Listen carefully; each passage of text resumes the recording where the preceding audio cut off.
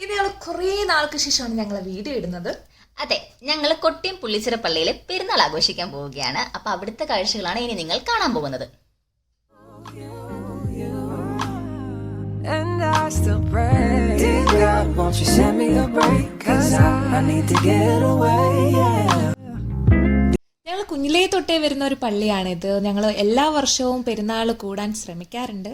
പക്ഷെ ഞാൻ ഒരുപാട് വർഷങ്ങൾക്ക് ശേഷമാണ് ഞാൻ ഈ പള്ളിയിൽ വരുന്നത്. എൻ്റെ കുഞ്ഞിലൊക്കെ ഞാൻ ഇഷ്ടംപോലെ വട്ടം പോയിട്ടുണ്ട്. പക്ഷെ ഇപ്പം ഞാൻ പോവാറേ ഇല്ല. വഴികളൊക്കെ മറന്നുപോയി. രുക്കു പിന്നെ റോഡിൽ വന്ന് കാത്തിന്ന്.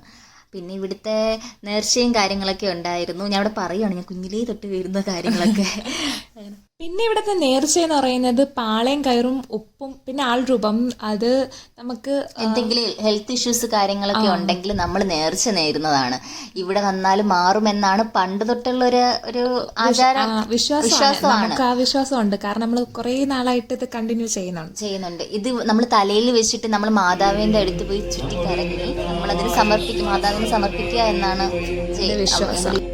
ഞങ്ങൾക്ക് അറിയാവുന്ന കാര്യങ്ങളൊക്കെയാണ് ഞങ്ങൾ ഇവിടെ പറഞ്ഞിരിക്കുന്നത്. അതെ, എന്തെങ്കിലും തെറ്റുകളുണ്ടെങ്കിൽ നിങ്ങൾ ക്ഷമിക്കണം. ഇവിടെയാണ് മാതാവ് ഇരിക്കുന്നത്. നമ്മൾ നേരത്തെ പറഞ്ഞ നേർച്ചകളൊക്കെ ഇവിടെയാണ് സമർപ്പിക്കുന്നത്. അതുകൊണ്ട് നമ്മൾ പ്രാർത്ഥിച്ചു കഴിഞ്ഞിട്ട് നമുക്ക് അവർ പ്രസാദമായിട്ട് അവലൂസൂടിയും ബന്നുമാണ് തരുന്നത്. ബന്നെന്നൊക്കെ പറയാതെ ആരെങ്കിലും നേർച്ചയായിട്ട് കൊണ്ടുവരുന്നതായിരിക്കും. ചിലപ്പോഴൊക്കെ ബ്രെഡൊക്കെ ആയിരിക്കും. പക്ഷെ നമുക്കന്ന് ബന്നാണ് കിട്ടിയത്. കുഞ്ഞുനാളിൽ ഞാൻ മെയിനായിട്ട് ഞാൻ പോയിരുന്നത് പള്ളിയിൽ ഈ അവലൂസൂടി കഴിക്കാൻ വേണ്ടി മാത്രം. ശരിയാ, ഞാനും അങ്ങനെയായിരുന്നു.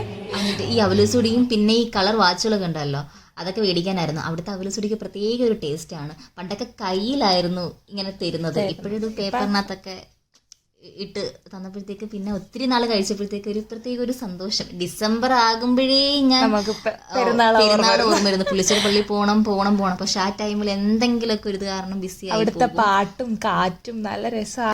ഞങ്ങൾ പെരുന്നാളിന് 2 ദിവസം മുന്നെയാണ് പോയത്. അതുകൊണ്ട് തന്നെ അധികം തിരക്കുകളൊന്നും ഉണ്ടായിരുന്നില്ല. പെരുന്നാളിനെന്നാണെങ്കിൽ ഇവിടെ നിൽക്കാൻ പോലും സ്ഥലം കാണത്തില്ലായിരുന്നു. പിന്നെ അത് കഴിഞ്ഞ് ഞങ്ങൾ താഴെ പ്രാർത്ഥിക്കാൻ വേണ്ടി പോയാണ്. അപ്പോഴാണ് എൻ്റെ തലയിലെ പൂവൊക്കെ താഴെ വീണത്. അത് എവിടെയാണ് തപ്പി കണ്ടുപിടിച്ച് വീണ്ടും അത് ഞാൻ തലയിൽ വെച്ചത്. എന്നിട്ട് ഞങ്ങൾ പ്രാർത്ഥിക്കാൻ ചെന്നപ്പോഴാണ് അവിടുത്തെ ചരിത്രവും കാര്യങ്ങളൊക്കെ എഴുതി വെച്ചിരിക്കുന്നത്. ഇവിടെയാണ് ആ ചരിത്രങ്ങളൊക്കെ എഴുതി വെച്ചത്. ഒരു ഏകദേശം 500 വർഷങ്ങൾക്ക് മുമ്പ് കടൽ കടന്ന് കായലിൽ ഈ മാതാവ് ഒഴുകി വന്നെന്നാണ് അറിയപ്പെടുന്നത്. ഇവിടെ വന്ന് ഒഴുകി വന്നതാണ് അറിയപ്പെടുന്നത്. അതിന്റെ കാര്യങ്ങളൊക്കെയാണ് അവിടെ എഴുതി വെച്ചിരിക്കുന്നത്. അതൊക്കെ ഞാൻ പണ്ടൊന്നും നമുക്ക് വായിക്കാൻ അറിയത്തില്ലല്ലോ, കുഞ്ഞിനില്ലേ ഞാൻ പോയിട്ടുള്ളത്. ഇപ്പോഴാണ് എല്ലാം ഞാൻ വായിച്ച് ഞാൻ മനസ്സിലാക്കുന്നത്.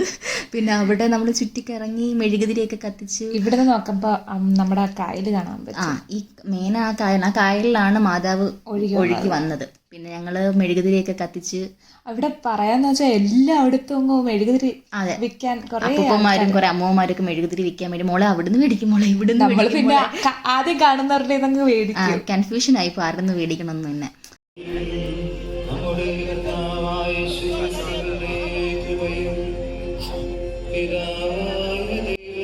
ഞങ്ങൾ അവിടെ മെഴുകുതിരിയൊക്കെ കത്തിച്ച് അപ്പുറത്തേക്ക് പോയപ്പോഴാണ് അവിടെ നമ്മുടെ വിഷസ് ഒക്കെ എഴുതി അവിടെ സമർപ്പിക്കുമെന്ന് അറിഞ്ഞത്. അങ്ങനെ ഉടനെ അത് കേട്ട ഉടനെ അമ്മ ചേച്ചി എന്തൊക്കെയോ എഴുതി വെക്കുന്നത്. അവിടെ ചെന്നപ്പോഴത്തേക്ക് പേന തെളിയുന്നില്ലായിരുന്നു. അതാണ് അവിടെ പരതിയത്. ചുമ്മാ അവിടുന്ന് കോപ്പി അടിച്ചാ എഴുതിയത്.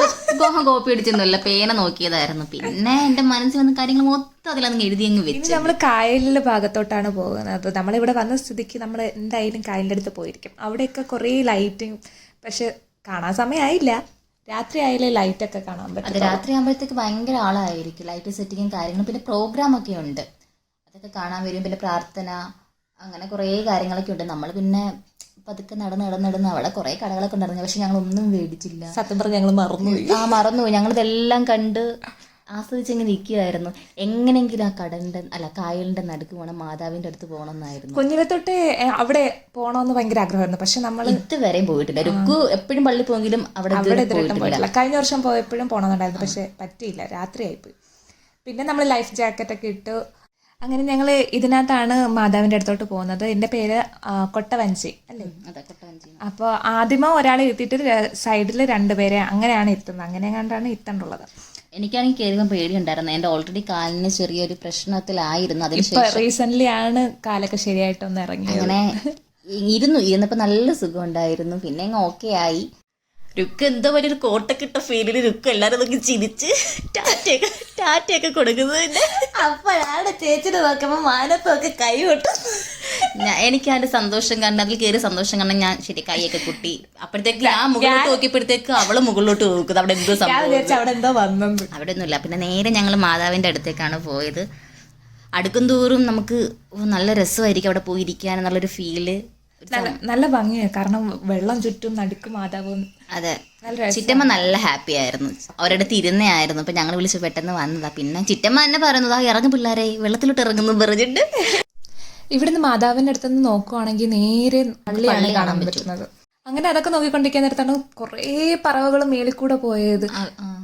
പക്ഷെ നമ്മളത് കണ്ടുകൊണ്ടിരുന്ന് നമ്മൾ വീഡിയോ എടുക്കാനങ്ങ് മറന്നുപോയി. പിന്നെ പെട്ടെന്ന് എടുത്തപ്പോഴത്തേക്ക് അവരങ്ങ് ദൂരെ അങ്ങ് പോയി. പിന്നെ ഞങ്ങൾ അവിടെ നിന്ന് തൊഴുതിറങ്ങിയപ്പോഴത്തേക്ക് അങ്ങോട്ട് നോക്കാൻ നേരത്ത് പിന്നെ ആൾക്കാർ ഒരുപാട് കയറാനായിട്ട് കൊട്ടവഞ്ചി നമ്മൾ പോകുന്ന നേരത്ത് നമ്മൾ മാത്രമേ ഉള്ളായിരുന്നു. പിന്നെ അവിടെ ആൾക്കാർ ഇങ്ങനെ നിരന്നു നിന്നു.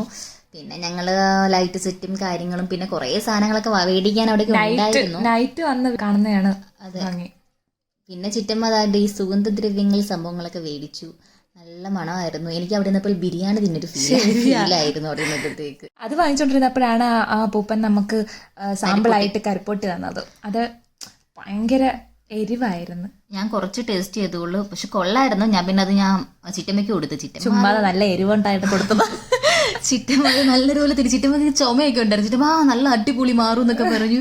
ഞങ്ങൾ വന്ന സമയത്താണെങ്കിൽ അവിടെ പ്രാർത്ഥന നടക്കുമായിരുന്നു. അതുകൊണ്ട് ഞങ്ങൾ വിചാരിച്ചു ലാസ്റ്റ് കയറാം.